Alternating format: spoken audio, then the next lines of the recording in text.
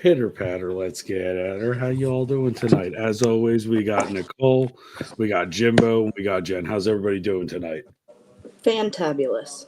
Mm. Excellent. We got a good show for you tonight, guys. So tonight, I want to welcome you to the Wild West, where the untamed frontier comes alive. We're going to talk about the Colt, the Peacemaker, maybe a Winchester rifle, the legends that forged these weapons, and the legends around the Stetson. We'll talk about the rugged denim and the classic leather and the boots and the wardrobe. And we're going to kick it off with fucking Cole going at it.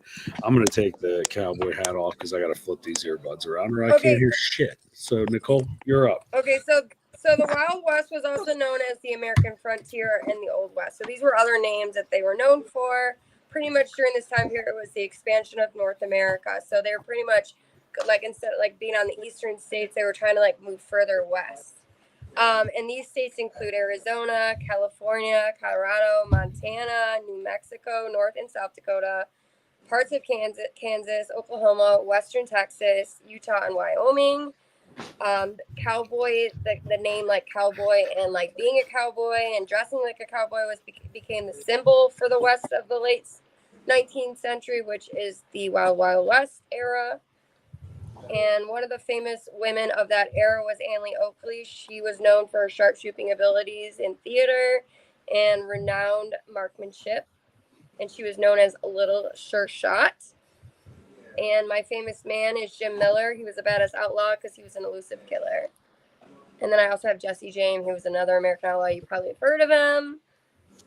And then another fun fact is the average life expectation was 47 years old. A lot of people didn't live longer than that because they didn't know like the weather back then. It was like kind of unpredictable. They were in the West. They didn't really know the territorial that they were in. So a lot of people got sick on like traveling during the West era. They died of dysentery like we did in Oregon Trail. Yes, exactly. Yes. If you're a millennial, you'll remember that game, Oregon Trail. Pretty much that explains the Wild Wild West. Everybody died of dysentery or a snake in their fucking boot or a wagon wheel broke. Someone had a tooth infection. Oh, God almighty. Jill, don't you start with Blazing Saddles yet, okay? Don't you start this shit. What I'm else too you got? sober for this chat. Well, next is like the clothing of the Wild West. The Old West cowboy attire was usually wide brim hats, more like Jim's than mine. An ordinary shirt worn between their cowboy vest and waistcoat or cotton or wool trousers. They were covered halfway with leather chaps. So leather became really popular. And did you know the fun fact? They got the leather from the Native Americans. And then they had distinct tall boots with spurs to help them with the cattle and horse riding. And they had oversized silk handkerchiefs that Jim's wearing as well. They would wear around their neck. That also helped in their weather conditions while traveling through the West. Because if there was dust storms or wind storms or whatever, I'm not a weather person, but stuff like that, they would need that for that. They also were known to do really bad things during this time period and era, so that also helped with the bank robbing as well. I was just gonna say, Jim, do you use that in the bedroom too with your Amazonian women? Even when I'm by myself. Even when Listen, it's a hit. All I'm gonna say is he wears it well. Okay, he fucking wears it very well. Oh man. Okay, Nicole, what else we got? All right, and then the Western women, if they ever did dress up fancy, like let's say like a little bit more like this style, they wore Victorian dresses that were super beautiful. But I didn't really go into depth with it because a lot of the time when they talk about the Wild West, they talk more of like the cowboy, the cowgirl era. Because a lot of time the women, like the wives and they spent a lot of time on the ranches or on the settlements of wherever they were with their men. The cowgirls, as the Wild West, they were known as for fine riding and trick roping. So like we had like girl power back in the Wild West. Like women like were known for like roping and fine riding. They were expert in marksmanship. Women spent a lot of time on the ranch with their men. In 1910, it was showgirls like Annie Oakley, that commonary Jane, I can't say her first name, Calamity Jane. And others came in the future for Calamity cowgirls Jane. fashion. Okay, Calamity. Calamity. It helped them like pave the direction of cowgirls fashion. You know, they were total rebels.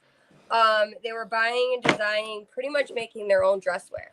Like that's what they were doing. They weren't really buying it from stores. Cowgirls and cowboys were pretty much just putting this stuff together, and it was called cowboy attire, cowgirl attire. They did get the leather from the Native Americans.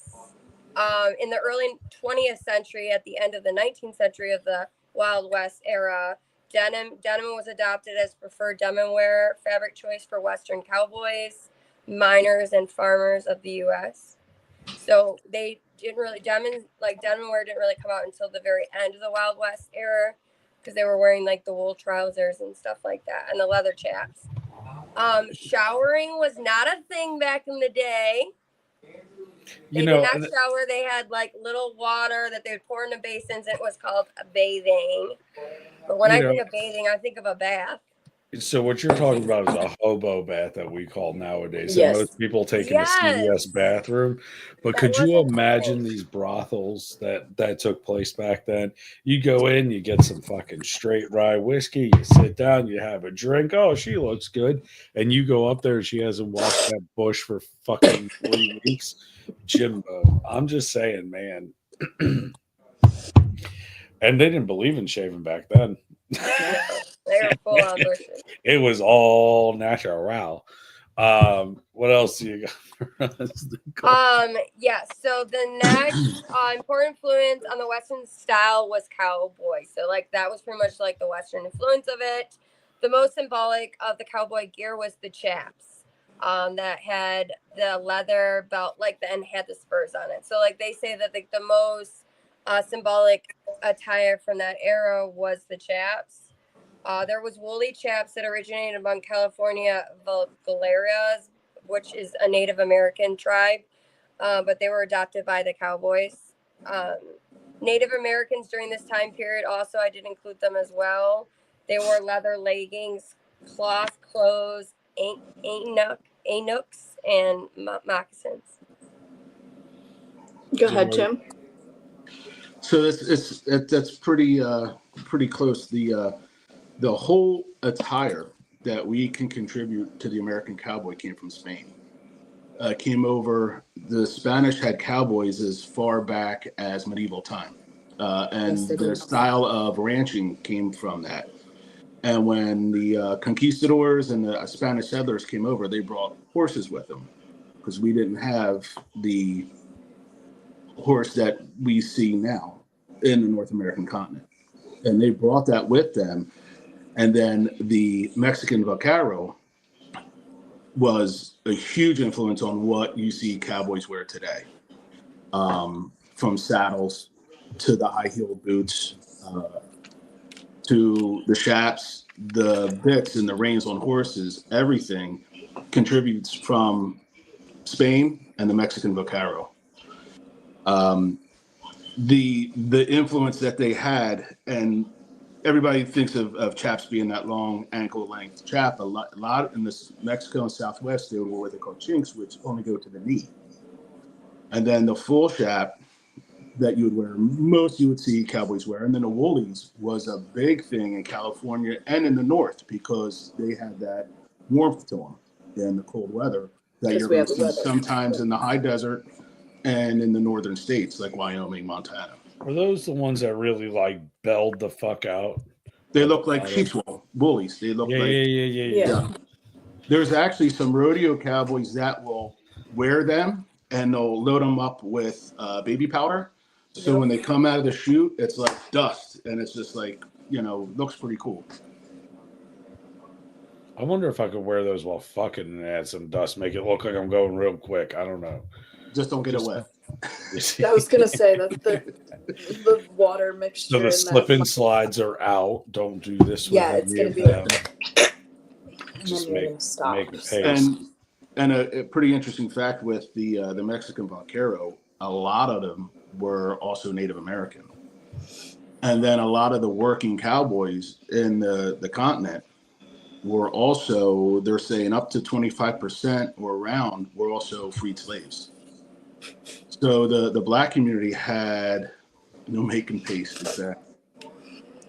So you had a lot of influence from a lot of different cultures that really developed the American cowboy, and you can attribute that, and they do, especially out west. You don't see, the differences. Like everybody's accepted, and if you work hard, that's it. Okay, so I have a question since you're pretty experienced in this shit. Do you find that more of the Mexican customs and cowboys per se stay closer towards like the New Mexico and Texas area as far as like their homesteads and things like that? You'll see the ranch styles are a lot close to that. You'll see what they wear a lot close to that. The shorter chaps, the lighter clothes, the silk, wild rags, because it's about keeping cool. It's about the dust that builds up. Right. The more layers, the heavier gear kind of got developed once the ranchers started moving north. So coming towards our way and stuff, where it got colder and stuff. Where it gets colder, and then that's kind of like where the American cowboy, you got like the long heavy, the wool coats, the wide brim. What's that, bud? The Yellowstone, like the Yellowstone and the ranch. Mm-hmm. And with the hats, they were always a beaver felt because it's waterproof, so it protects you from the rain. It'll hold water. You can drink from it. You can feed water to your horse with it. And that came about from a lot of the fur trade that happened 50 to 100 years before the cowboys. And it's still popular today in a lot of states. Beaver felt hats and you'll see it an X grade on it. 4X, 10X, 100X means the finer the felt, the more smooth the hat's going to be, the longer it's going to last. And the quality is just better. And it's still that way today. You can buy a regular 4X hat for about maybe $80 to $100. A 10X, a few $100s, a 100X, thousands of dollars for a hat. I got mine given to me from Brad Ainsley. And a funny thing with Nicole, what you mentioned, like Annie Oakley, Calamity Jane, and all them, the biggest thing that put them in the eye of the non-Western or the non-cowboy was dime store novels. That they were kind of around from 1860 to the early 1900s that put these actual people in history to the forefront. And then once you had the expansion and the cities were building up, you had like Buffalo Bill, who created the Wild West show. And he would take actual real characters like Wild Bill, Annie Oakley. He had Sitting Bull, and they would go and perform in cities and say, this is so-and-so, and this is what he did. His show, Dime Store Novels, exaggerated a lot to bring, to make it like how Hollywood exaggerates things. They did the same thing to glorify a lifestyle that was hard and rugged. And like you said, people didn't live that long. And they just really glorified it. And, the gunfighters, there weren't many of them, but they were popular. Actual working cowboys, most of them didn't carry guns because they couldn't afford them. Usually your ramrod, which is your okay, what is your take on Pretty Boy Floyd? Was he a cowboy or was he just an outlaw running moonshine? He was an outlaw running moonshine, in my opinion. Yeah, because he was later. I'm going to say he was like in the 1920s, 1930s, right? Well, we have the Pretty Boy Floyd Museum. Like, we have actually where they picked him up here in Ohio. Yeah. And it's literally right down the road from my house. So I always think it's like kind of monumental, but I don't see him as a cowboy. I see him as an outlaw moonshine runner who just happened I see him as a gangster. Yes, he's a gangster, not per he's se like a cowboy. Mafioso. Though. No, like when I think of cowboy, I think of like the Marlboro Man, right? Like on the cigarette pack, leaning up against in a cold fucking morning, drinking his coffee out of the fucking tin cup, banging it off. Yeah, then dumps it out, spits into the same fucking cup, dumps it out, throws some whiskey in it, swishes around, drinks it. Running around. None of that like Billy Crystal fucking movie, right? City Slickers. Although although they had assless chaps in that, and I was almost kind of waiting for Jim to come busting out in the assless chaps and like I don't know, be barrel racing on the counter. But hey, That's my other page. That's Lincoln bio. Lincoln bio. In the bio of this, make sure you subscribe. By the way, guys. 4XS, so 9/16 inches. Okay. One of my subjects that I hold close to me is also rodeoing, which that's America's first sport.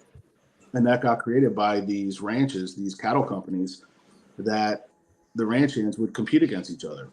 And they took the actual working process of a ranch and competed against each other. And one of the main events is steer wrestling, which William Pickett invented that.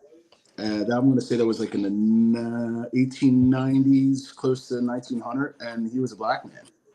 And he's in the Pro Rodeo Hall of Fame, and he invented steer wrestling, which is still huge an event today. Isn't it a pretty big event in the rodeo? It's a huge event. Yeah. Like we even have by me, it's called Hopple's Rodeo, but there are some big people that show up, even though it's a small town kind of event. Like because I have a cousin that was a rodeo rider. Those people come in groups.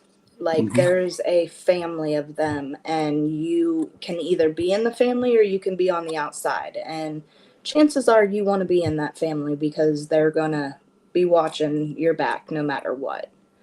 That's also something that I've noticed about like true cowboys, true rodeo people, is they're some of the most loyal people.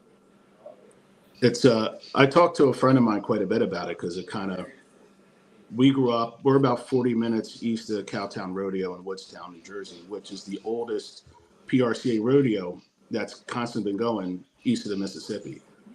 And when he goes, well, how do you do it? I go, we travel together. It's almost like carnies, to where you go from rodeo to rodeo. There's anywhere 3 to 4 guys in a car or a truck, and maybe one guy wins. You split the money because that's everybody's entry fee for the next rodeo. Yep. And you help each other out. It's because that's kind of, it's a family. It's a camaraderie. They call us rodeo it's not bums, because you don't make a lot of money. 90%, everybody you see on TV is that 5%, just like any pro sport. You know what I mean?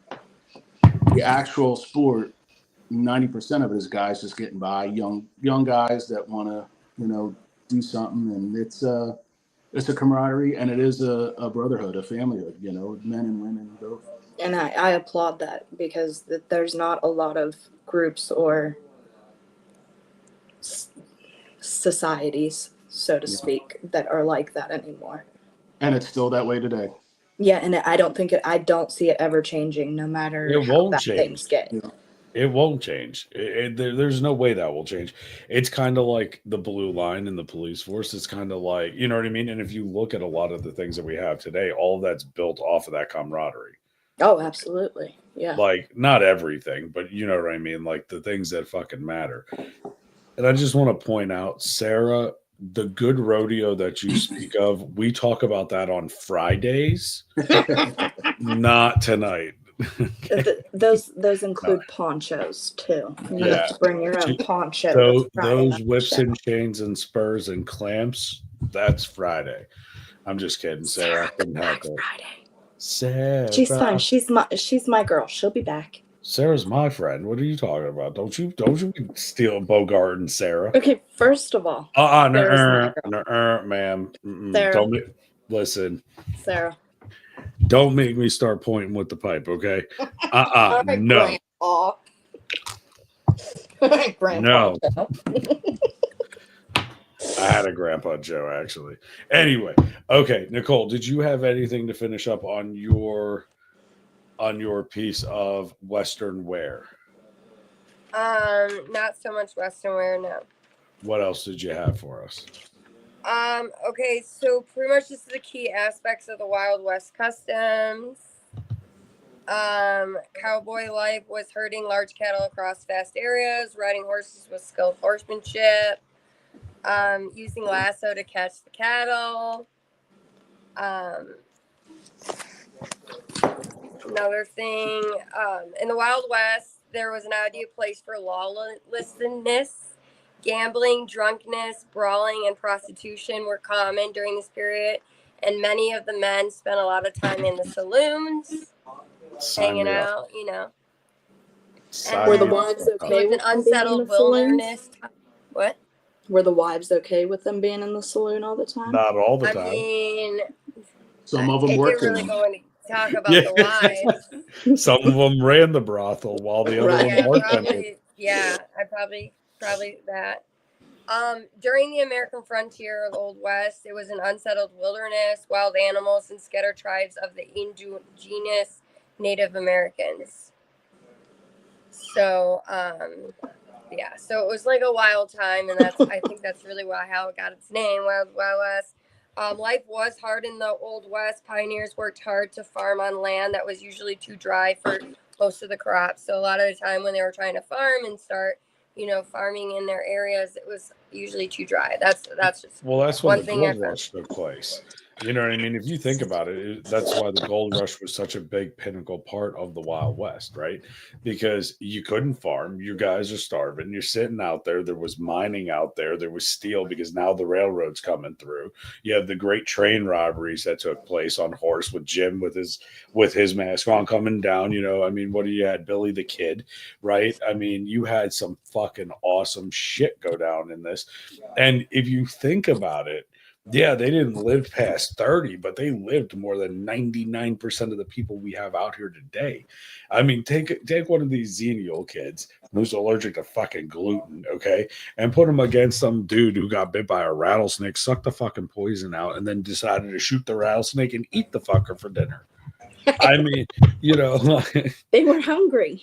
underbred. Well, And I mean, or let's just go off into the middle of the fucking desert for days on end on a trail and try to hunt on the prairie, or not the prairie, but you know what I mean. Like, you're hunting over and fucking, you got a pack of wolves following you or coyotes.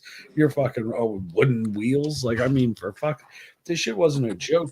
But the excitement's fucking there, right? I mean, if you think about it, I mean, you're thinking of the fucking speed revolvers. You're thinking fucking whiskey. You're the bar fights with the guy coming flying over the rail because he took his turn with the hooker before the other one. You know what I mean? Like, it was insane though. I mean, cumbrellas, okay? These false eyelashes all these ladies like to wear, they were called cumbrellas. They were to keep the cum out of the eyes of the fucking prostitutes. That's where they came from. Do you honestly? know? 100%. And do you also know this lovely little thing that Jim and I like to do? This was actually not created for men. This was created for women because it was unladylike for women to smoke in their white silk gloves.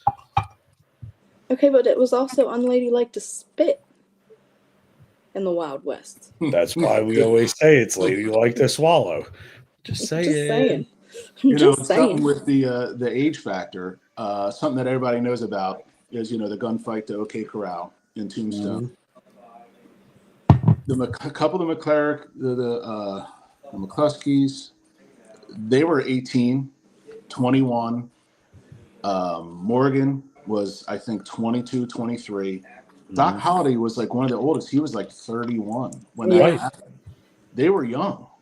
They were all, and that gunfight only lasted, I want to say it was 14 or 15 seconds. I was going to say it wasn't long at all. There's actually a book, and Tombstone when they wrote took that book of the account because so many people seen it happen. From the verbiage back and forth is so accurate in that movie because they took it from that account of what actually happened. It's crazy. And when I went there, that corral is the size of my kitchen and my living room. Yeah, it's small. That corral is really small. It's town. It's a little corral in town. Now think about it, right? Now, not to jump into too far down into the rabbit hole just yet. But if you honestly think about today with our technology with guns, right? We're pretty fucking accurate with this shit, right? We got Tritigon night sights, we got scopes, we got this. They had fucking iron sights. Half the time they didn't even have fucking sights. They're staring down and pulling. So I mean, if you're thinking about it, the shooting from the hip was what was made famous. Then was the quick draw and snap. You know what I mean? And that wasn't so much the case because the high majority of them couldn't shoot. They couldn't. They were within 5 feet, 10 feet of each other. Well, we're talking about taking 10 paces back to back away from each other. That also is not 100% accurate. That was kind of glorified with the dime store novels. You know what I mean? It might have happened a couple of times and somebody heard about it. Now, they think it happens in every town, right? Every Sunday at noon. Yeah, I was gonna say because they make it more like it happened outside of every saloon every evening. Like, and it was pretty common early on that you could not carry in town. That was very common. So it's like DC. They and if you did have a gun, you kept them at the camp outside of town.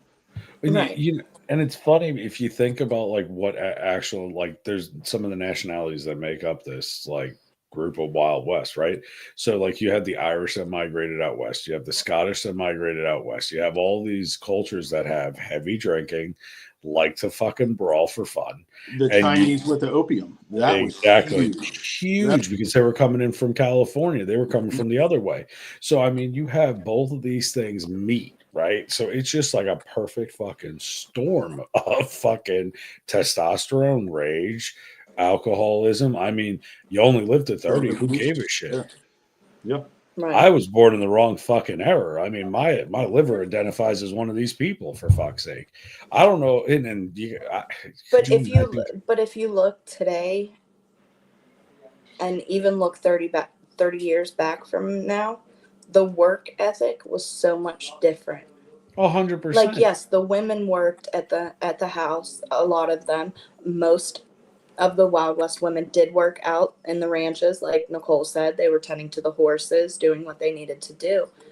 But there was still, like, them children grew up knowing how to work. Mm-hmm. Yeah, they started knowing what work value was. Because you had to bust your ass or you weren't going to make it. But they weren't children. At 5 years old, they were already a quarter of the way through their fucking life. So they're already milking the cow to school. Right. It was usually just the young men the boys that would go to school, and that was only up for a couple grades. And that was from the locals, all in the same fucking building, all in the middle of town with one fucking teacher. I mean, yeah, I guess thinking that way, they were already a quarter of their age. So by the time they got out of school, that was college for them. Like, you know what I mean? Like, because think about what did you really have to fucking do back then? You had to make money, feed your family, and defend your land. It was hard, but it was basic, right? Like you had to make enough money to keep the bank off of your back so that you kept your property, right? You had to take care. Taxes weren't really a thing then. I mean, there was the town and shit, but it wasn't like. But it wasn't like it is, yeah. Yeah, it's not like bend you over a barrel and make you hum the fucking 50 states. You know what I mean? What was it? It was like a shilling, a penny, a fucking whatever, a bit for a fucking shot of whiskey or a whole bottle. I think it was like 2 things for fucking to take a girl for a whole night. Like you bought a horse for what? Maybe 40 or 50, whatever. Like it just doesn't, I don't know. I mean, well, the men would get roped into that lifestyle because they didn't make much. And as soon as they would get paid, they spent it all in one shot in town. Right. Just like the traders, the skinners and the traders. When they would do the rendezvous and trade everything, they spent the money they made on whiskey and women and gambling, and they're back to busting they're back again. It literally was just a sustainability until they got to the next season, correct? Yep. That's it. They would trade for what they needed, and then whatever else they had up, they pissed away. Yeah. I mean, I could you imagine though, like actually being in that? Like, I would love to. I would have loved to in that bar. Oh God, I would have been in that saloon. I'd had my pistol on my hip. Look, half the days I wake up wanting to fight somebody. You know what I mean? Like that to me would like. But here's my issue: no shower, no toilet paper, shitty teeth. I am sure the pussy smelled like fucking tuna fish and God knows what else. Could you imagine getting herpes or gonorrhea or any of Well, that shit back then? syphilis It was a ran big rapid. thing. Yeah. Syphilis ran rapid. Wild Bill Hickok was known for having syphilis so bad he was blind, just about blind, when he was shot and killed. I mean, like, could you imagine? Like, you go into And town. the cure for it back then was a doctor taking a hot iron and putting it up through to cauterize the internal pus and everything that syphilis caused, but they could never get rid of it. And he was just about blind when he was shot and killed. He was just Stop. What kind of syphilis? Stop.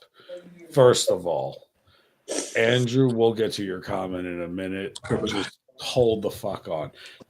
And I did not know that. Did you just tell me that they heat a fucking rod and ram it up your piss hole and expect you're going to be able to pee again? That's the only way you could pee again, because it cauterized the inside of all the infection, so you could pee again. I don't know if it's just me or any other guy in the chat had just a fucking sharp pain go from the tip of your fucking willy all the way through to the back of your asshole.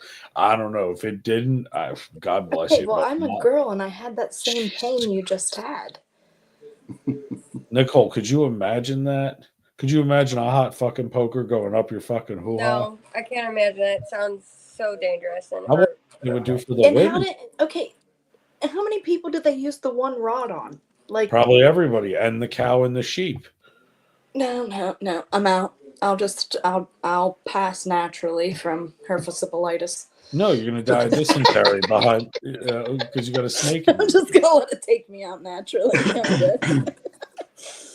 Oh God, like. Yeah, that's why I wouldn't want to. There, no shot. You know, I love the history. I love the history of it. I love. Yeah, just replay it now at your house. But, like at you know home. what? You start getting the burn. That's when you find a train. We'll talk about that on Friday. Yeah. Facts. Remember, keep your daily dose of penicillin, ladies and gentlemen. Penicillin is your friend. It is. If you have scurvy, vitamin D was your friend too, but. That's how you get babies. Anyway, not if you swallow them. Listen, if your mouth identifies as a daycare, that's your business. I'm sorry. Wait, can you? Well, it is my business. So open your mouth for a second. I heard him. Help me! Let me out! I want fruit snacks. Okay, Nicole, do you have anything else on that research that you did on this time period? No, Jimbo. Why don't we move into you, sir? The last couple of things I have is talking about some of the things they did carry. Like I said, most of them did not carry. They couldn't afford it. It was usually the cook that had usually the cook would have a weapon on him because he was in camp. And a lot of times it was to keep animals away. A lot of times it was to keep animals away to defend them if from stealing food, trying to steal food, because that was a target. Was it rifle or was it rifle or pistol that the cooks? Whatever they shotgun, anything. Whatever they could afford. Yep. Okay. One of the pretty cool facts are that if they could afford it, Colt Single Action Army. You know, that was so popular when that came out, 1873. Also, the Winchester came out in 1873. Before that, a lot of guys carried the Navy, the 36 Navy, because that was something some of them might have had after the Civil War. And so a lot of these guys were ex-Civil War soldiers, and they had it.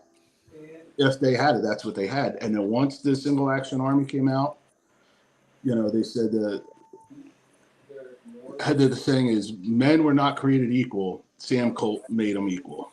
You know what I mean? Yeah. And that's a lot of times these guys, they could get for 4440, which they made in the single action army, and then the Winchester, and they would go for that because then the same ammunition they could use for both, and they're not buying two different ammunitions. That was very popular with the guys that could afford that.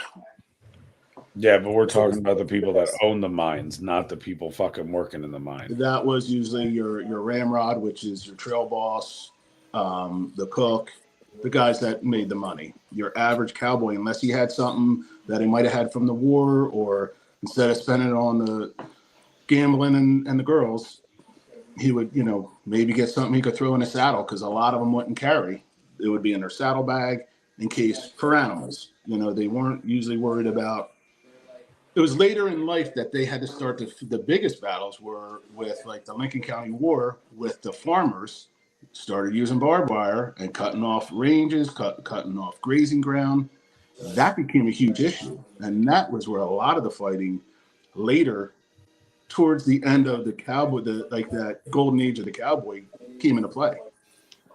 They would fight over property, and that was, they would cut fences. They would cut fences, and the people that bought, that was their property. And they're like, we got to run this cattle. We're cutting fences. Then too, though, right? There was a lot of everything back then. It was the Wild West. I mean, if somebody walked into your fucking little ranch that you had in the middle of the night and the guy wasn't there, you think anything's going to stop him other than the rifle that you had?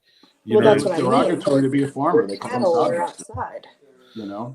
They called farmers sodbusters. It was derogatory because they felt they were taking up valuable grazing land, Mm-hmm. And then with the Europeans that started going out, like the Germans and the Polish with the sheep and things like that, they would annihilate cattle grazing ground. It was such a thing that just came to a head once the railroads really took off. That kind of just put the last nail in the coffin for the big ranches, and that's in the early 1900s. It's not that long ago. It was like around 1910, 1912 when it kind of finally subsided. Could you imagine? You have no idea. You're out in the West, right? Like, you have no idea about the steam locomotive, nothing. You're just on your fucking horse. You've got your fucking single action, lever action fucking, rifle that you got in a crossbody so that you could pull it out and use it, right? You're just riding around and all of a sudden you start seeing this fucking metal getting hauled in going, well, what's that? Oh, we're building the Trans-Pacific Railroad so we could connect one side to the other. Well, what is that? Could you imagine seeing this shit? Meanwhile, you're sitting there in the river with a fucking sieve just trying to get like 2 pieces of gold to get paid so that you can. Oh, the gold rush. That's why the San Francisco 49ers are called the 49ers. Exactly. It was a gold rush, and that was how many people spent their life savings to try to get up there and just die frostbitten, frozen to a log somewhere, It's like, okay, do you not think that it's kind of crazy that still to this day, like, Alaska does so much of the gold mining? Because it's huge. It's still an untapped resource in so many places because it's so difficult. But a lot of people don't know how to put in the work to make it sustainable. Yeah. Like, I'm guilty of watching the Gold Rush shows. Like, that's the only reason I know what I know about the Gold Rush. Because I was never, they teach us minimal in school. Yeah. And about Wild West history, it was very minute. Like, I feel like if we were going to learn things in history, we should have learned things that apply to us and how we can move forward. Mm-hmm. Because I feel like the history that they're teaching the kids these days literally has nothing to do with us. And nothing. It's sugar-coated. Yeah. It's so sugar-coated. Yeah. I mean, a whole nother subject we can do another night is talking about, Native Americans and, how they just got screwed over. Royally. And continue to get screwed over. Listen, you can start with the Trail of Tears. You could go to the fucking Buffalo Reserves. You could go to the lands. You can go to the deals, the purchases, the Louisiana. You could go through the whole fucking game. And it ain't even just Pocahontas. I mean, we're talking all the way back. It's terrible. We're talking about rifles and blankets with chicken pox in them. They're finding out that wasn't true either. You telling me there was no biological warfare back then? No, the way they talk about it, like doctors talk about it, they said it wouldn't have happened that way. Maybe one or two, but not the mass. Like they blame that on like mass annihilation of indigenous people. I won't say Native Americans because now they don't like to be called Native Americans. So I don't know. Indigenous. Yeah, they're saying that it would be really after like 2 or 3 that your body would then.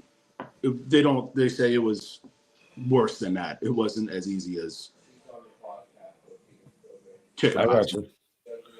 So you're saying this was human intervention, or they think it was human intervention? 100%. And that's just like That's one of those things. And here's the thing, though: if that's the case, then that would probably beat World War II. It would be worse. And I think it'd be worse. That's what I'm saying. It would be worse in number wise. Yeah. And you look at who built the railroads. It was the poor Chinese, the poor Irish, freed slaves. Oh, who did the canary? all the work on the railroads. Think about the canary in the thing, just to make sure that in the cage, just to make sure that in the mines, to make sure if the canary stopped singing, you knew you were going to die. Get out. Man, we're not far from that. Jim Thorpe, PA. Right. Yeah. All Irish, Scots-Irish, Welsh, children. Mm-hmm. They said the skies were. There's a great movie. I'll think of the name of it in a second. That talks about the Hibernians which is an Irish Catholic organization in Jim Thorpe, and the wars that happened because of the coal mines in Jim Thorpe, PA. Amazing movie.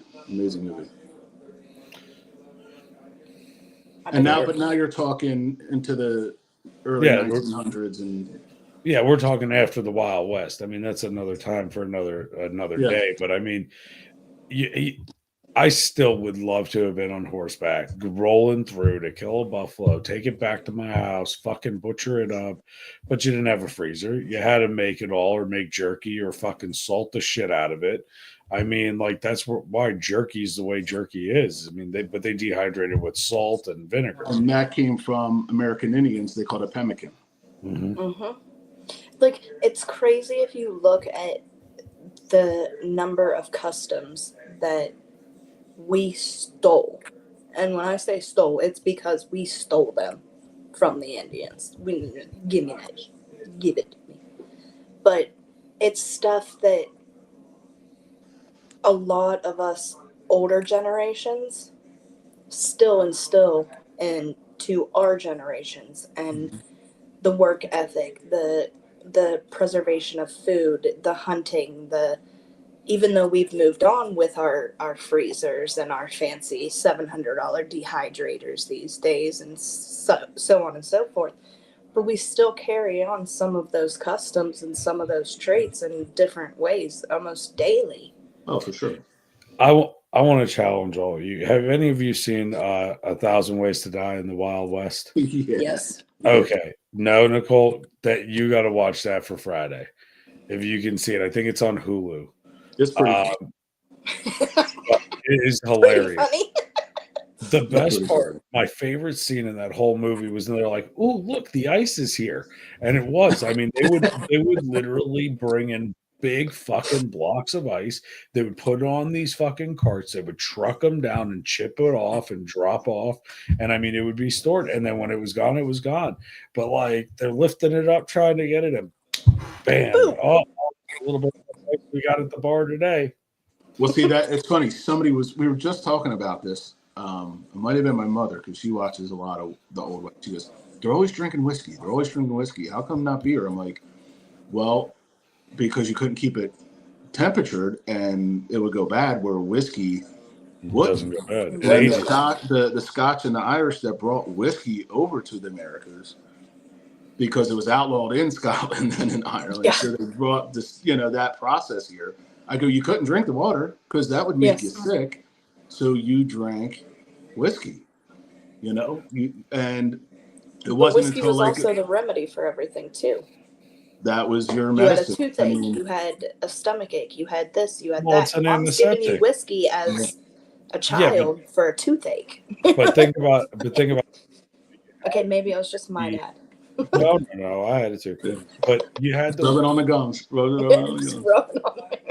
you have whiskey without the E, which is made overseas in Scotland and Ireland, and you have the whiskey with the E here, which is the American whiskey.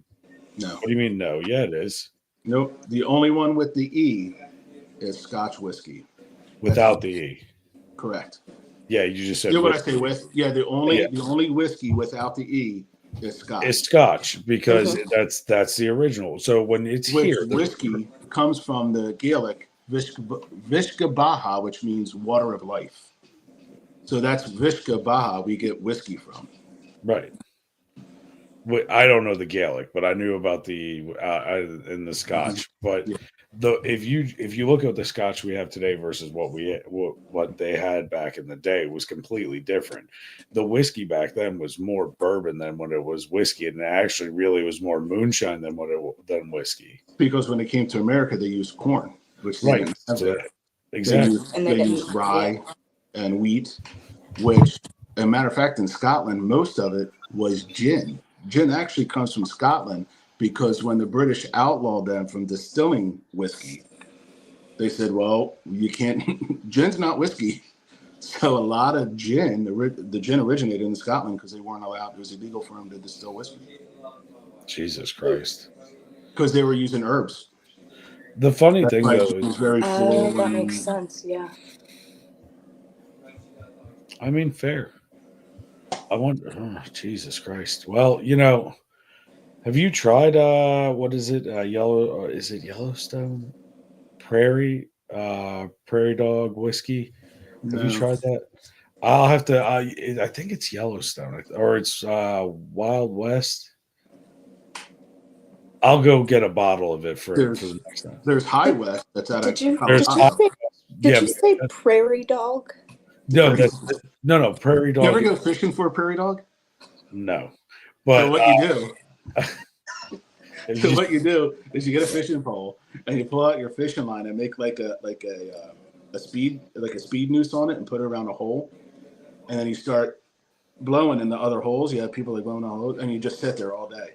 And then once he pops his head out, you like yank him, and you're like wing, and he's like diving and jumping and that's why you give me the meerkat when we're on live. Now I understand. now I get it. Now I fucking get it.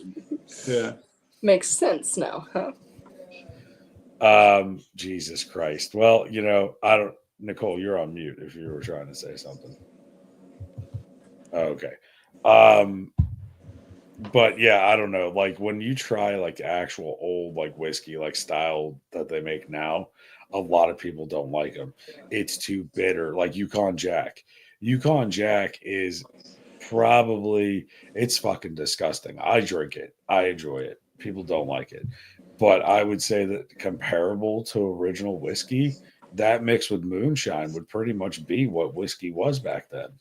And then our whole style of what we drink changed dramatically after Prohibition. Is this what you're talking about? No, I'm talking about the High West. Okay. But there is Prairie Dog whiskey, but it's called, they made it like 4 years ago. The High Noon. It was like Prairie something. Prairie. I have there. It's over here in the stores. I'll have to get a bottle. I'll send it to you. Okay, so we're gonna move from the rifles. Do you have anything else, Jim? No, thank you. No, that's okay. Thanks. Well, I know I was asking because we're leading in from the Winchester and the Peacemaker and the Colt into. I have all the new age stuff though. Like I went and looked, and like I do have like some Mosins. I do have a 444. I do have a 44 long. But most of I went looking through my stuff because I was like, oh, I'll find stuff. Like I figured out that I'm not much of a revolver girl.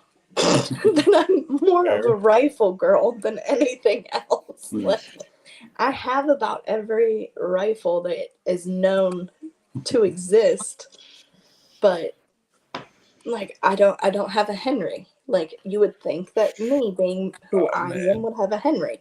But no, Jen went out and got the BMG instead of the Henry. Well, you know, to be fair, who the fuck doesn't want a BMG? And yeah, Henry's nice and all, but I'll take my 30-30 Marlin.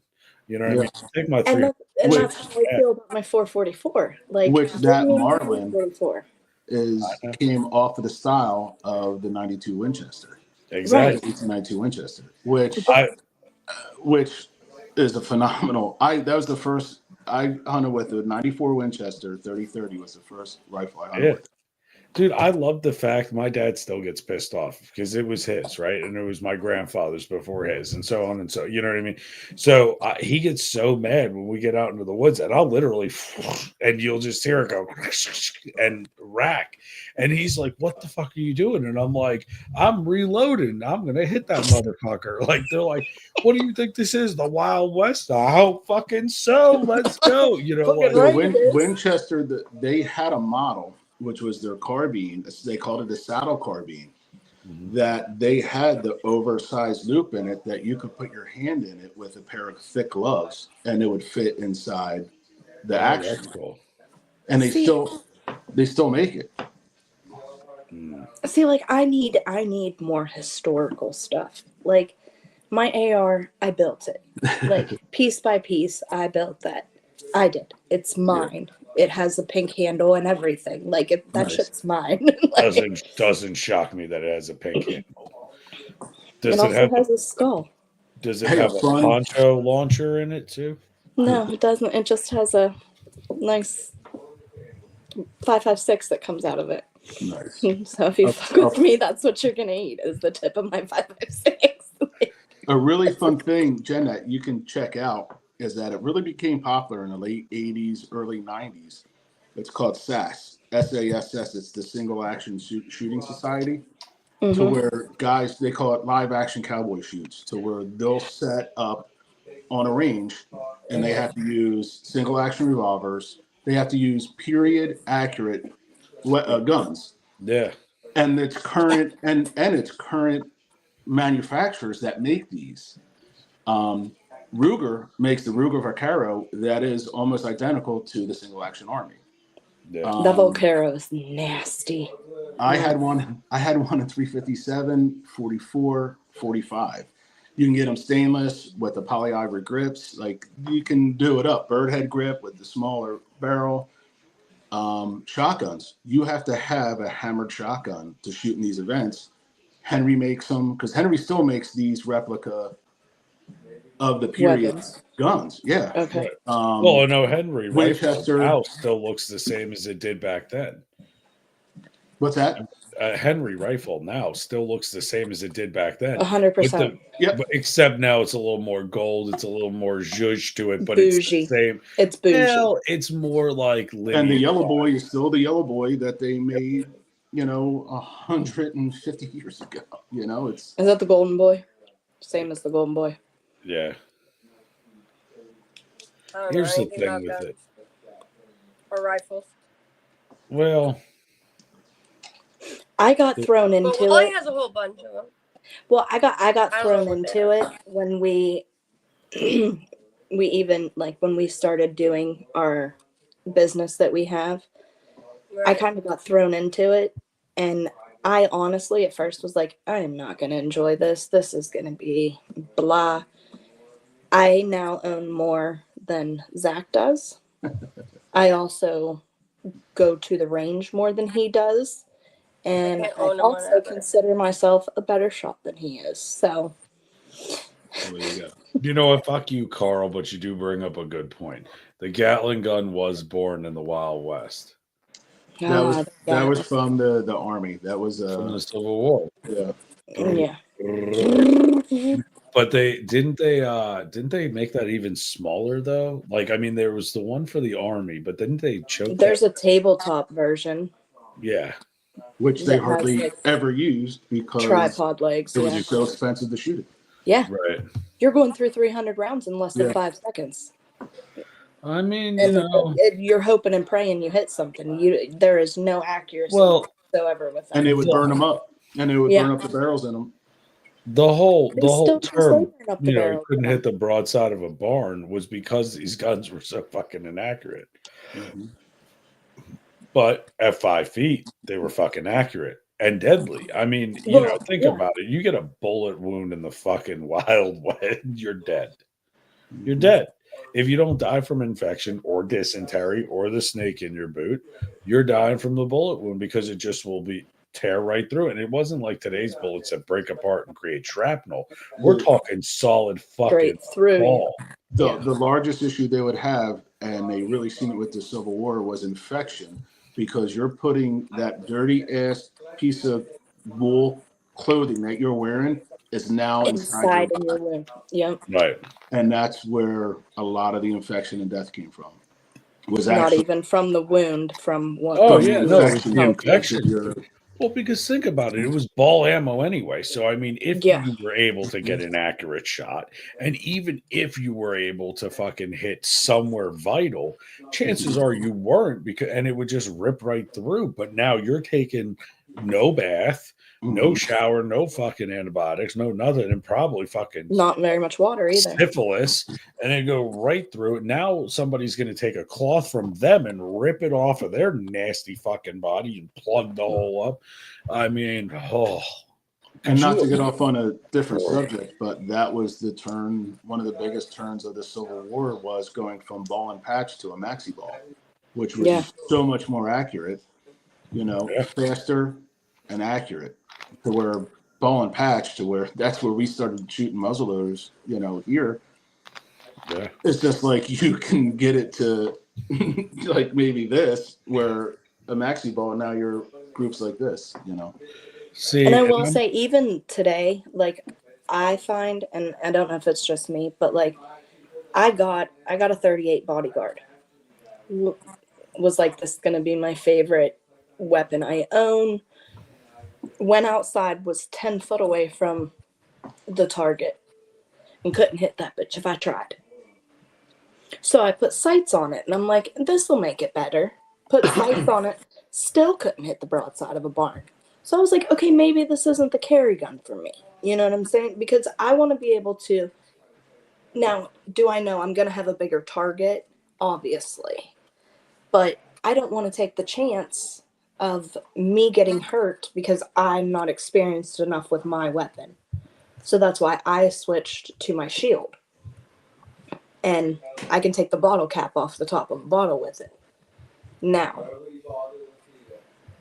if I could have got better with that 38, it was the perfect size for me. But I find it hard to get a lot of accuracy with a lot of revolvers. And because of that, when people ask my professional opinion, that's where the difference comes between carry protection and home protection.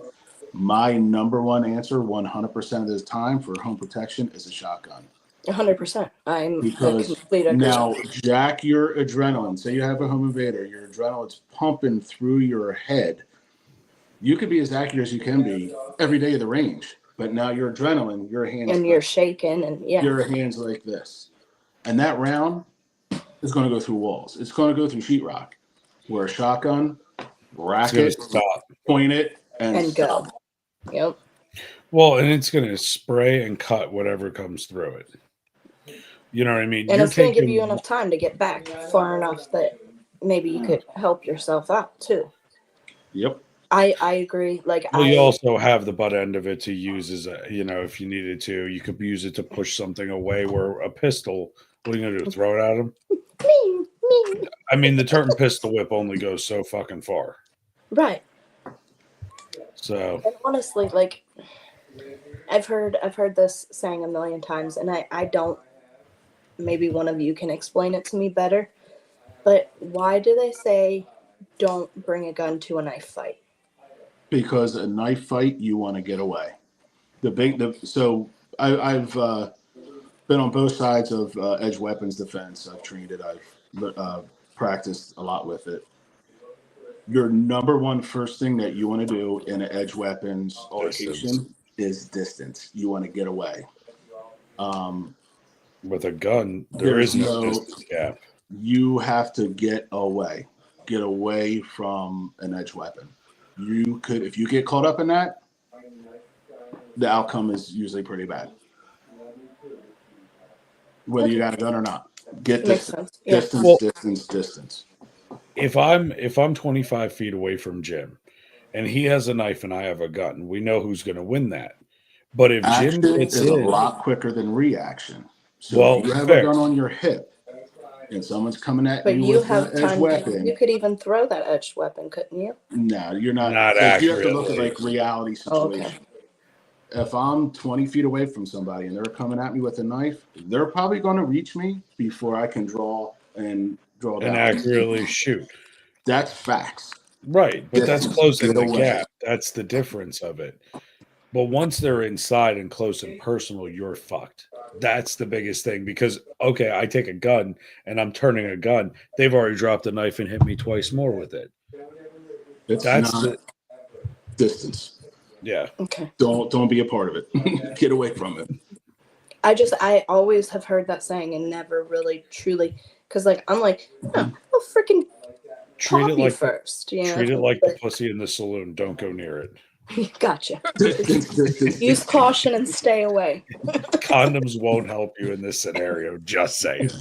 They It's safe when you- were rewashing them back at the saloons. They had to reuse condoms because they couldn't afford to buy new ones or get fresh ones. Oh so my they were God! Could you rinsing imagine? them out in They the washed them bathrooms. out, and it was usually made of pig or sheep intestine. I was gonna Yeah. say sheep intestine. No, Like, you walk up there, Jim goes up, he's like, I'll take a size 7. I walk up there, I'm like, I'll take a 9/16. So just look like, yeah, like, could Do you have a clean stomach anywhere? I just butchered my own pig. It's okay. I'm gonna go ahead. You know what I mean? Like, well, as always, we're gonna Nicole, I think you're gonna be heading on out. So thank you for joining us, Nicole. I think Bye, we're gonna be guys. wrapping it up, or we still want to keep going. No, I'm good. I went through everything, and I This think was we went good. through Thank you. everything. this was really good. Thank you.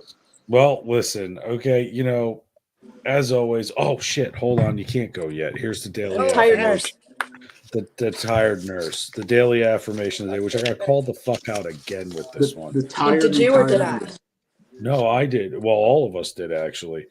When you hit the fucking goal, never forget which asshole smirked when you stumbled, laughed when you fell, and was absent when you fucking needed them. Karma is a bitch. I like Okay, that. I feel real called out by that one. But You feel real called out. Get Listen, right Carl over better that. feel fucking called out. Carl, it's time to end the goddamn Oh, come show. on, Carl. Fucking Come What on, the Carl. fuck, Carl. Hello. Yo, can you stop Damn it, playing with Carl. fucking Jesse from Toy Story and end the fucking thing already? Gee.